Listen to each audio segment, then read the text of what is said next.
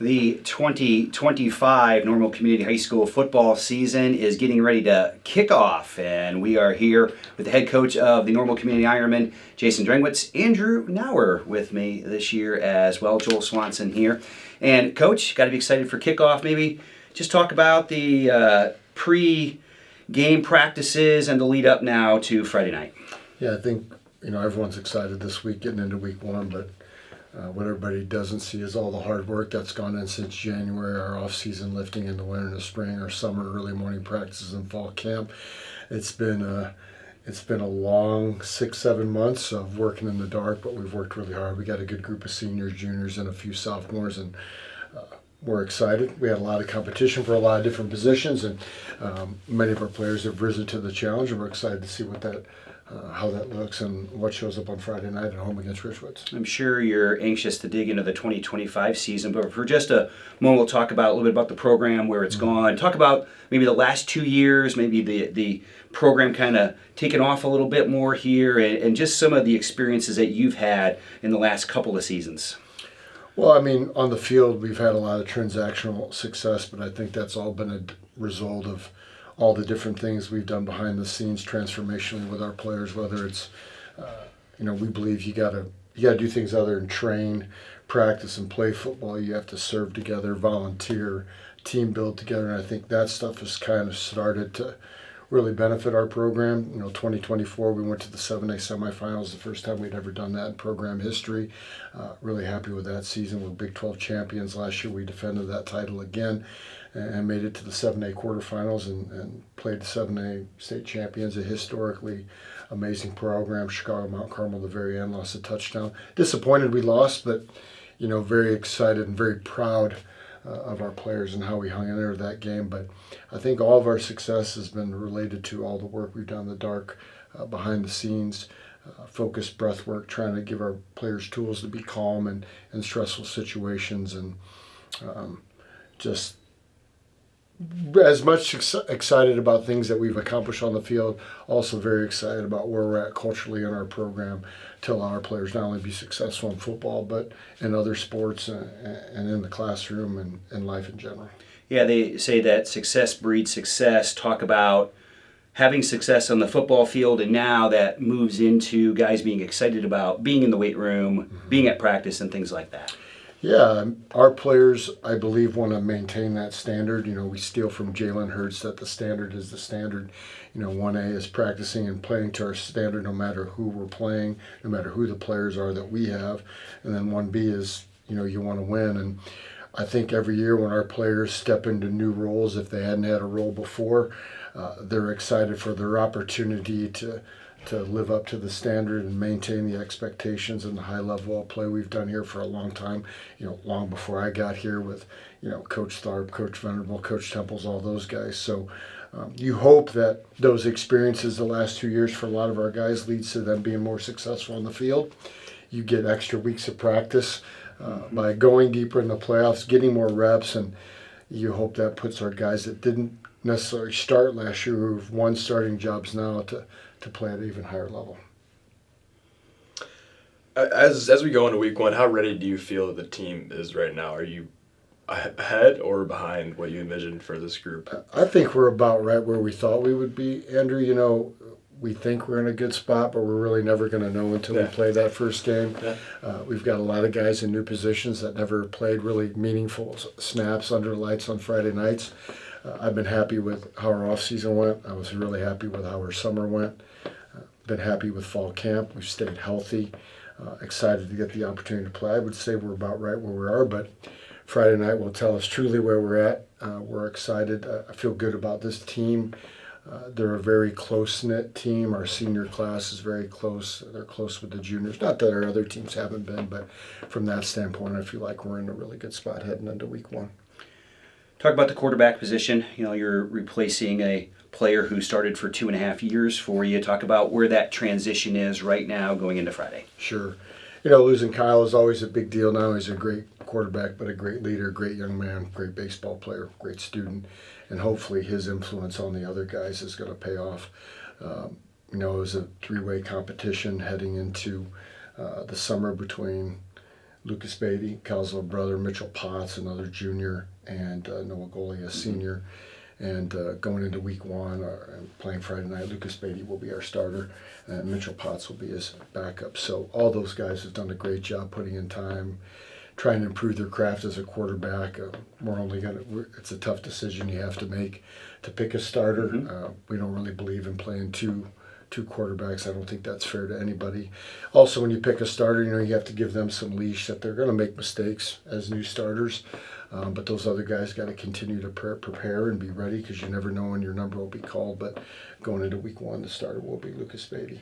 Obviously, you'll have some similarities between Kyle and Lucas, but what are maybe some differences we'll see on the field between what Lucas brings to the table? Yeah, I think Kyle would hate for me to say this, but I would say Lucas is a little bit more physical. He has a little bit more of a defensive mindset on the field, so quarterback run will probably be a little bit more integral part of what we do. They're very similar in that I think they want the ball in their hands. They enjoy that moment and that spotlight, and I think Kyle's had a big impact on his little brother. I also think Chris, Messina, our offensive coordinator, has done an outstanding job with all those guys, especially Lucas. And just like a lot of different positions, especially quarterback, it's the one position I truly believe you have to work on that craft year round. And Lucas does that, Mitchell does that, Noah does that. They're all great young men, and we're excited to see what that looks like. There's going to be some nerves, I'm sure, the first time under the lights, and we don't expect Lucas to be Kyle. We expect Lucas to be the best version of himself, and that's all we're really worried about with him. In the backfield, Kalen Taylor had a remarkable season a year ago. What does the backfield look like now here this season with losing all of those numbers, not just in the run game, but also in the pass game as well, of what Kalen was able to do? Yeah, again, you hope Kalen had an impact on those guys that are replacing him, on how he worked, how he prepared, how he trained, how he practiced, which I think he did. So our starting running back will be Cole Kretzinger, who was our 2 running back last year. Number 2 would be Malachi Kinsey. And then also we have, we can do some things with Jalen Smith and put him in the backfield as well. He's played running back. He's more of a slot receiver than anything. And then also a sophomore, Kamarian Coleman, is in the mix. Colin Kerfoot, Cole, and Malik. Cole's had an outstanding winter, spring. Summer, really works hard, and we're excited about what he has to offer. He's physical, he's fast. Malachi's really good, but again, it's always going to be different when now you're the guy that everybody's going to key on and try to stop. But we're excited about our backfield for sure. Yeah, last year with those senior standouts you talked about, the Iron, we had a pretty balanced offensive attack. Should we expect more of the same, or maybe some differences? I mean, I think our offense is got. I would say the biggest thing that's going to be changing with our offense is a little bit more of the quarterback run game, and balance can kind of be a tricky term. Like, we're going to do whatever works. We're not looking to go into a game to be equal run and pass. If we can throw the ball and we can throw it effectively, like we did against Mount Carmel, that's what we're going to do. If we can run the ball and pound it, we'll do the same thing. We did lose some really good seniors, but again, I think they're being replaced by some really good juniors, some really good seniors that, again, you think those guys have had an impact on them. Out wide, we've got good wide receivers. We've got our good running backs. We've got a solid offensive line, we think. But again, inexperience that didn't play last year, so we'll see what happens with that. But we like our guys. We like our group, and we'll see what happens. On the defensive side of the ball, obviously losing some key players, but what are some names that we should look for on the defensive side of the ball Friday? So I think if you just work from the front backwards, we returned Kellen Ogston and Damarian Gardner, 2 all-conference really good players, so we're really going to rely upon them to be, kind of anchors of our defense. Our linebackers, Colt LeCompte returns as a returning starter. Should have been a first-team all-conference linebacker, but was not. Murphy Brennan was our 3rd. He'll be our Sam. Colton will be our Will. And then the back end, we return Micah Drengwitz, who started at corner. So those are the guys I think we're really going to lead on. But then we got to have some other guys step up. Colin Kerfoot at our outside linebacker, Hammer. Kamarian Coleman, a sophomore. Quentin Barton at our other corner. Mitchell Potts at our other corner. And then our safeties going into week 1 will be Brady Carroll, a senior, getting his opportunity, and Jalen Smith will be our boundary safety, our rover. So we've got 4 starters back on defense and replacing them with some seniors that didn't start but played for us, and then a couple guys that were sophomores last year. Yeah, through the winter and spring workouts and summer camp, which players have made the biggest jump since January when winter workouts started? That's a tough question because I feel like a lot of guys have. I'll stick with just the seniors that have kind of risen to the occasion. If you start offensively, on the offensive line, Zach Zeman, Josh Owens, they had a great offseason to put themselves in a position to start. Luke Potts coming back from an injury has been outstanding. Michael Mavick had a great offseason. Our quarterbacks did, our running backs did. Defensively, just really impressed with Brady Carroll was primarily a quarterback, and we asked him last year to start thinking about free safety with the chance to maybe to compete this year, and he's kind of really jumped into that and ran with it. I mean, 90% of our players in the program miss 3 or less workouts all winter, spring, and summer. So there's so many guys that are committed, doing a really good job, and you hope that pays off. So those would be the guys that there's lots of guys that are doing a really, really good job and have improved, but sticking with some of those guys, been really impressed. Murphy Brennan had a great offseason, but again, not that Colton didn't. Micah had a great offseason, not that Noah Gully didn't. So it's been fun to watch. It's really kind of what I think makes our program allowed to be continued successful based on the work and attendance we put in the off season. Going into the first game, what might be the one thing you're saying, hey, this is a strength we have, and I can really count on this to see this on the field Friday night? So one, I think our kicking game, returning Will Castro will be a strength. He's a 3-year starter at kicker. Number two, I think a strength of ours is I think we play really hard and we run to the football. And third, they're not really X's and O's. I just think this is a group, and again, I'm not saying our last teams before, they're just a very connected, close-knit group of seniors and juniors. And I think if you got we got good players, really good young men that like playing together. I think that's always a good thing and bode well. It'll be hard week one because you never know what you're going to get. You have limited film. You never know what teams you're showing, and you're going to have to adjust. And I'm sure Richwoods has some tricks up their sleeve and doing some different things, but we'll see. What would be one thing you'd be anxious to say, hey, I want to see how this particular part of our game plays out on Friday night? I want to see how, with a bunch of offensive linemen, I want to see how effectively we can run the football. I think it's along with that protect our quarterback with new guys. Defensively, we are tweaking some things a little bit, and just how are all these guys that haven't played in the past going to rise up to the challenge? They're going to make mistakes, and there's going to be bumps in the road that first game, and then also how quickly they can adjust. If we see something we haven't gotten, like how quickly we can make those adjustments and play effectively. Obviously, not a lot of film, but certainly a lot of history. So what does Richwoods generally bring to the football field that might have you concerned about Friday night's game? Well, they always have outstanding size on their O-line, D-line.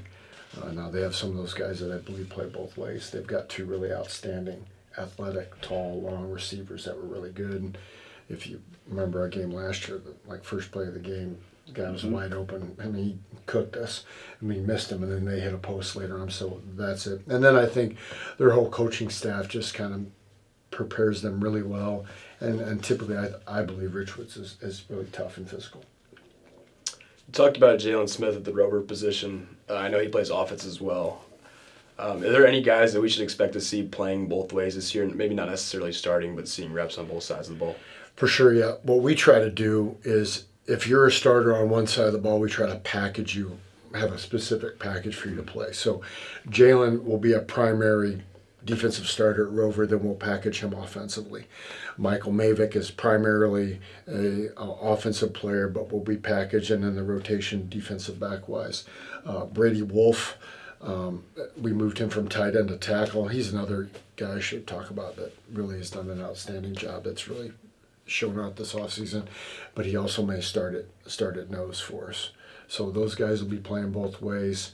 And then once you get into our twos, then you're looking at your offensive starters who are twos on defense, defensive starters are twos on offense. So Jalen and Brady are the primary ones right now that I could see playing both ways. Brennan would be our second tight end if we run any two tight end package, so those would be the guys. And then Mason Caraway, Josh Owens, they'll all rotate in. Since Brady's starting offense, we'll probably rotate those guys at nose. Obviously, there's an excitement about the start of school here, but just talk about you as having coached for so long, just the excitement about game one and just the excitement about getting this thing kicked off? Well, the excitement revolves around, it's just an exciting way to start the school year off. Anytime you start the school year off with football is an exciting time. It's one game a week. Lots of people come. Their kind of social calendar revolves around it. We get to play at home. We get to play a really good team. And everybody's just ready to go against somebody different other than yourself. Right. And then for me, like personally, I've been doing it a long time, and my youngest son, this will be my last son in the program, who's a senior, so I'm excited about that opportunity to be with him.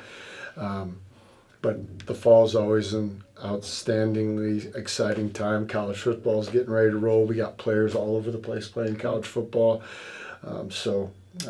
Really excited. It's tiring. I mean, the fall is tiring going from school all day to coaching and long weekends, but looking forward to it for sure. It's got to be awesome also to see a full student body and all of the students here, faculty getting behind the football team, and that has really been a big part of the program. Absolutely. As long as I've been here, our support from our student body has been outstanding.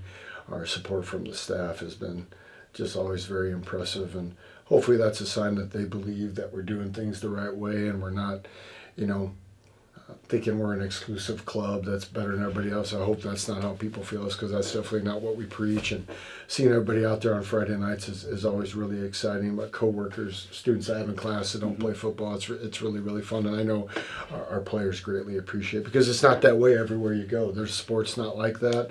And we just feel really blessed and lucky to be a part of Ironman football and have the sport that we do in town at school. Obviously, when we hit triple zeros Friday night, everybody will look at the scoreboard at the end, but what does success look like, will look like for you at the end of the game? What would that look like on the field, a successful night? So, one, I think a successful night would still be to win. We definitely want to win the game. Two, that we've been able to handle making adjustments based on things that we haven't seen. And then three, that we played together and handled tough situations, adversity. All year we've been talking about being a bison or a buffalo, not a cow. When things get hard, put your head down and go right into it. And those would be the things that I would want to see, that we win. We handle adjustments well, we play together and handle adversity, and we play hard. And I think if you can do those four things, those last three, hopefully that puts you in a position to win the game at the end of the day. Well, Coach, we appreciate your time. We are really looking forward to the kickoff on Friday, and we wish you the best of luck. Yeah, awesome. I appreciate you guys. Thanks for giving us all this coverage and making our program feel special. So thank you.